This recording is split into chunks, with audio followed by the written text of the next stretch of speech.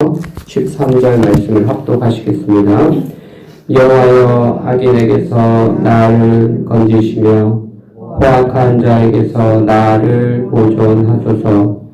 그들이 마음속으로 악을 꾀하고 싸우기 위하여 매일 모이오며 뱀같이 그 혀를 날카롭게 하니 그 입술 아래에는 독사의 독이 있나이다. 여호와여 나를 지키사 악인의 손에 빠지지 않게 하시며 나를 보존하사 포악한 자에게서 벗어나게 하소서. 그들은 나의 걸음을 밀치려 하나이다. 교만한 자가 나를 해하려고 올무와 줄을 놓으며 길 곁에 그물을 치며 함정을 놓았나이다. 내가 여호와께 말하기를 주는 나의 하나님이시니 여호와여 나의 간구하는 소리에 귀를 기울이소서 하였나이다. 내 구원의 능력이신 주 여호와여 전쟁의 날에 주께서 내 머리를 가려주셨나이다. 여호와여 악인의 소원을 허락하지 마시며 그의 악한 꾀를 이루지 못하게 하소서. 그들이 스스로 높일까 하나이다. 나를 애워싸는 자들이 그들의 머리를 들 때에 그들의 입술의 재난이 그들을 덮게 하소서. 뜨거운 숯불이 그들 위에 떨어지게 하시며 불 가운데와 깊은 웅덩이에 그들로 하여금 빠져 다시 일어나지 못하게 하소서. 악담하는 자는 세상에서 굳게 서지 못하며 포악한 자는 재앙이 따라서 패망하게 하리이다. 내가 알거니와 여호와는 고난당하는 자를 변호해 주시며 궁핍한 자에게 정의를 베푸시리이다. 진실로 의인들이 주의 이름에 감사하며 정직한 자들이 주의 앞에서 살리이다. 아멘. 내일은 새벽에 나오신 성도님들 환영하고 축복합니다. 또 온라인으로 참석하신 분들도 환영하고 축복합니다.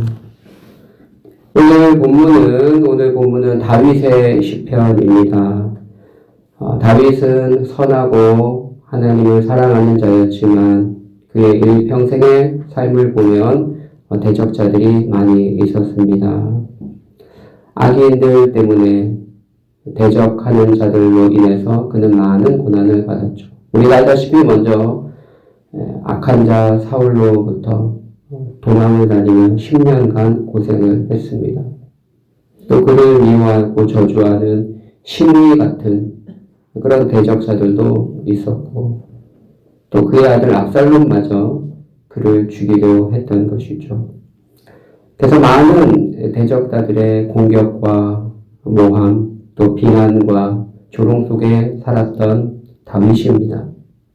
그 다윗이 자신의 인생을 돌아보며 얼마나 많은 고난과 어려움이 많았겠습니까? 그럴 때마다 악인들의 공격과 모함을 받을 때마다 그는 많이 기도했습니다. 그래도 오늘 본문에 보면 다윗의 마음을 읽을 수 있는 기도문이 나옵니다. 여호와여 악인에게서 나를 건져 주옵소서. 포악한 자에게서 나를 보존하소서. 다윗의 인생 현장에서 실제로 많이 드렸던 기도의 내용일 것입니다. 여러분들은 누군가의 모함과 공격을 받아보신 적이 있습니까? 여러분들은 크게 그에게 해롭게 하려고 한 적이 없는데 이상하게 이유 없이 그 사람은 여러분을 시기해서 비난하고 조롱하고 또 은근히 뒤에서 악담을 퍼뜨리고 여러분을 해하려고 하는 그런 사람을 만나본 적이 있습니까? 여러분들이 어떤 한 분야에서 탁월한 능력을 발휘하거나 혹은 또 그렇지 않다 하더라도 여러분들이 빛과 소금의 역할을 감당한다면 그 존재 자체로 사탄은 여러분들을 싫어할 것입니다.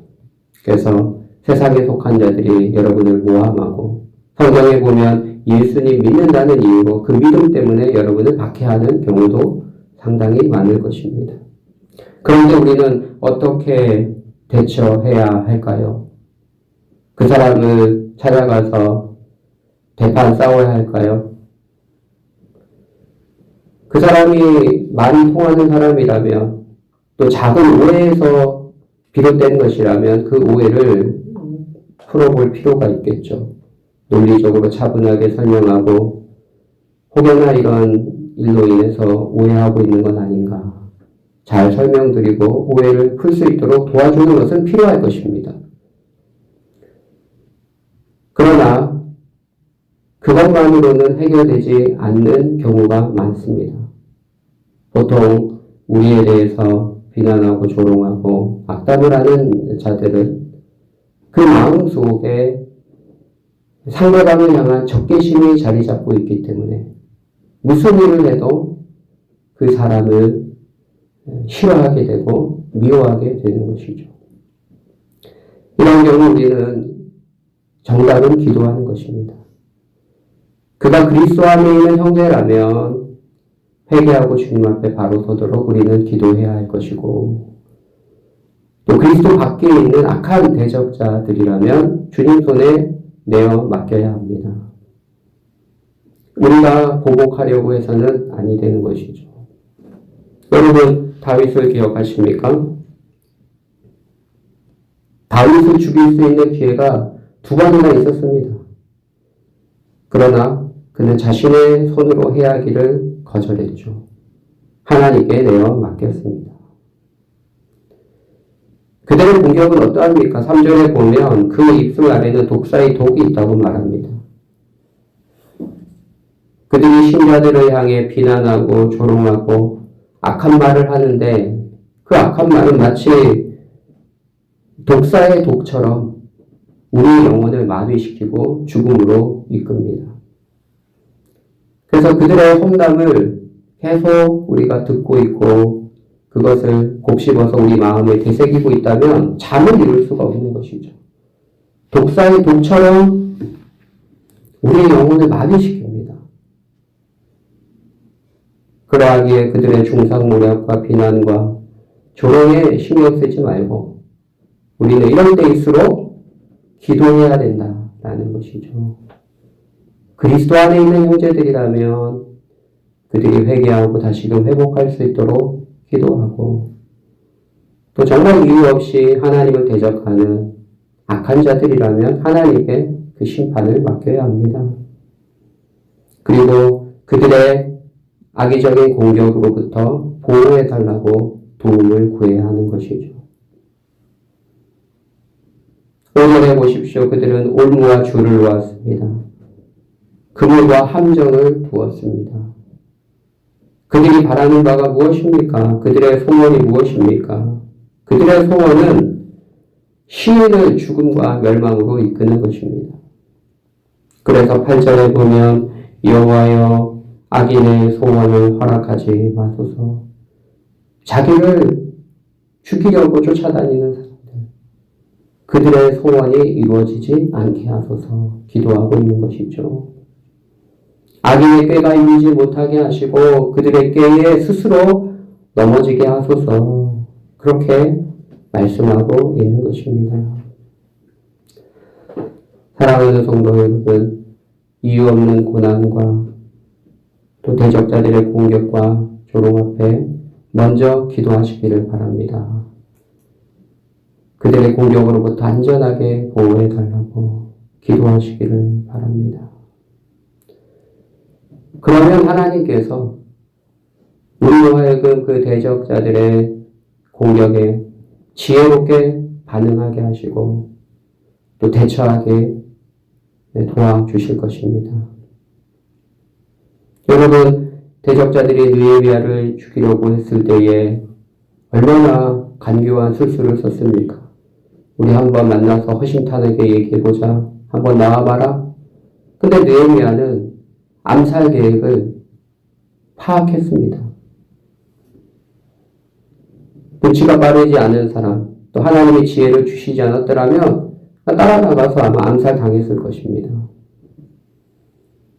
그리고 적이 몰래 들어와서 너를 죽이려고 하니까 성전 문에 들어가서 벽에 성전 안에 있는 방에 들어가서 당분간 나오지 마라. 그런 헛소문을 퍼뜨리는 것도 사실은 느헤미야로 하여금 비겁자, 용기가 없는 사람으로 낙인 찍고 험담하기 위함이었는데 그것도 하나님이 깨닫게 해주셨습니다. 이것이 하나님께로부터 온 이야기가 아님을 알게 해주셨습니다. 사랑하는 성도 여러분, 기도할 때 하나님께서 대적자들의 관계를 파악하도록 도와주시고 지혜와 명철을 주시는 줄 믿습니다. 기도해야 됩니다. 기도하는 것이 일을 풀어가는 가장 중요한 열쇠일 것입니다. 때로는 우리 생각으로 동분서주하고 우리가 일을 해결하려고 나서면 나설수록 더 일이 꼬이고 해명하고 이렇게 하면 더 좋아질 거라 생각했는데 더 일이 꼬이고 그 사람의 마음은 풀어지지 않고 더 적대적으로 나올 수도 있을 것입니다. 묵묵히 하나님께 도움을 간구하고 기도하면 가장 지혜롭게 대처할 수 있도록 도와주시고 또 하나님이 악인들의 공격으로부터 안전하게 보호해 주실 줄 믿습니다. 9절에 보면 나를 애워싸는 자들이 그들의 머리를 들 때에 그들이 입술에 재난이 그들을 덮게 하소서. 상황이 역전되어서 그들이 애워싸고 나를 죽이려고 하지만 저들이 의기양양하게 고개를 들고 있지만 하나님이 함께 하셔서 상황이 역전되어 오히려 재앙이 그들에게 돌아가는 일이 발생할 것입니다. 11절에 악담하는 자는 세상에 굳게 서지 못한다 말합니다. 포악한 자는 재앙에 따라서 패망하게 될 것을 말씀합니다. 여러분 이유 없이 악을 행하는 자들, 포악한 인생들은 하나님이 반드시 심판하실 것입니다. 공의로운 하나님께 맡겨두시기를 바랍니다. 우리 하나님이 어떤 분입니까? 마지막 12절 13절에 보니까 우리 하나님은 고난당하는 자, 억울하게 고난당하고 어려움 가운데 있는 자를 변호해 주십니다. 가난하고 궁핍한 자에게 정의를 베푸십니다. 돈 많은 사람에게 편을 들고 가난한 자들은 멸시하는 이 세상의 재판장과는 다릅니다. 공의롭게 모든 것을 처리하십니다. 주께서는 공의롭게 모든 것을 판단하시고 행위에 따라 정확하게 심판하시기에 그러하기에 주님 안에 있는 의인들은 감사할 수 있고 정직한 자들은 주님 앞에 살게 될 것입니다. 공의로우시며 우리의 기도를 들으시는 그 하나님을 의지하고 주님 편에서 주님과 동행하는 믿음의 지체들 되시기를 예수님의 이름으로 축복합니다.